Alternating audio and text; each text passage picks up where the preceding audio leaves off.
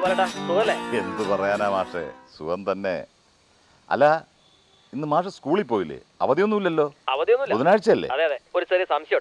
ഒരു സ്വർണ്ണപ്പണയത്തെ കുറിച്ച്. ഓ, അത് പറയാം. സ്വർണ്ണപ്പണയ വായ്പയാണെങ്കിലും ബാങ്കിൽ അക്കൗണ്ട് വേണം മാഷേ. ആണോ? SBI അല്ലേ ഉദ്ദേശിക്കുന്നത്? അതെ അതെ. ഓ, മകളുടെ പേരിലാണെങ്കിലും തുടങ്ങണമെങ്കിൽ ഇപ്പോൾ ആധാർ കാർഡും വേണം. ആണല്ലേ? പഴയ പോലെ അല്ല, എല്ലാ ബാങ്ക് ഇടപാടുകളും ആധാറുമായി ബന്ധിപ്പിക്കാൻ ആരംഭിച്ചിരിക്കുകയാണ്. ആണോ? അതെ അതെ. മകൾ മാലിനിയുടെ പേരിലാണ് ബാങ്ക് അക്കൗണ്ട് തുടങ്ങി സ്വർണ്ണ വായ്പ എടുക്കാൻ ഉദ്ദേശിക്കുന്നതെങ്കിൽ മാലിനിയുടെ ID തെളിയിക്കുന്ന ഡോക്യുമെന്റും ആധാർ കാർഡുമായി ചെന്നാൽ മതി. അല്ല, അവൾക്ക് വേറെ അഡ്രസ്സാ? ഓ, മാലിനിക്ക് വേറെ അഡ്രസ്സാണെന്നോ? വാടകയ്ക്കാണെങ്കിലും അവിടെ ബാങ്ക് അക്കൗണ്ട് തുടങ്ങാൻ ബുദ്ധിമുട്ടില്ല. ആണല്ലേ? അതെ, വാടക വീടിന്റെ എഗ്രിമെന്റ് മാലിനിയുടെ പേരിൽ തന്നെ അല്ലേ? അതെ അതെ. ആ എഗ്രിമെന്റിന്റെ കോപ്പിയും ആധാർ കാർഡും മതി.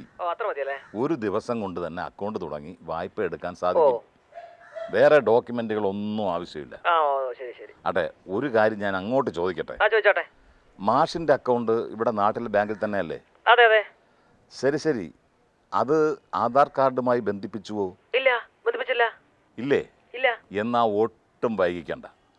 മാഷിന് പാൻ കാർഡ് ഉള്ളതല്ലേ? അതെ, പാൻ കാർഡ് ഉണ്ട്. എളുപ്പം അക്കൗണ്ടും ആധാറും തമ്മിൽ ബന്ധിപ്പിക്കാൻ സാധിക്കും. ബാങ്ക് വരെ പോണോ? ഓ, അതിനായി ബാങ്ക് വരെ ഒന്നും പോകേണ്ട ആവശ്യമില്ല. വീട്ടിൽ തന്നെ ഇരുന്ന് ചെയ്യാം. നെറ്റ് കണക്ഷൻ ഉണ്ടല്ലോ? ഉണ്ട്. ഇൻകം ടാക്സ് ഇന്ത്യ e-filing.gov.in എന്ന സൈറ്റിൽ കയറുക. ശരി. അതിൻ്റെ ഹോം പേജിൽ തന്നെ ഇടത് ഭാഗത്ത് ന്യൂ എന്നെഴുതി ആധാർ ലിങ്കിങ്ങിൻ്റെ ഓപ്ഷൻ കാണും. ആധാർ നമ്പറും പാൻ നമ്പറും അതാത് കള്ളികളിൽ എൻ്റർ ചെയ്യുക. ശരി. സബ്മിറ്റും ചെയ്തേക്കുക. പണി കഴിഞ്ഞു. സമയമുണ്ടോ? ഓ, ഡിസംബർ 31 വരെ സമയമുണ്ട്. എന്തിനാ വൈകിക്കുന്നത്? ശുഭസ്യ ശീഘ്രം എന്നല്ലേ? അതെ അതെ അതെ. അപ്പൊ ശരി, പിന്നെ കാണാം. സന്തോഷം. Okay okay okay.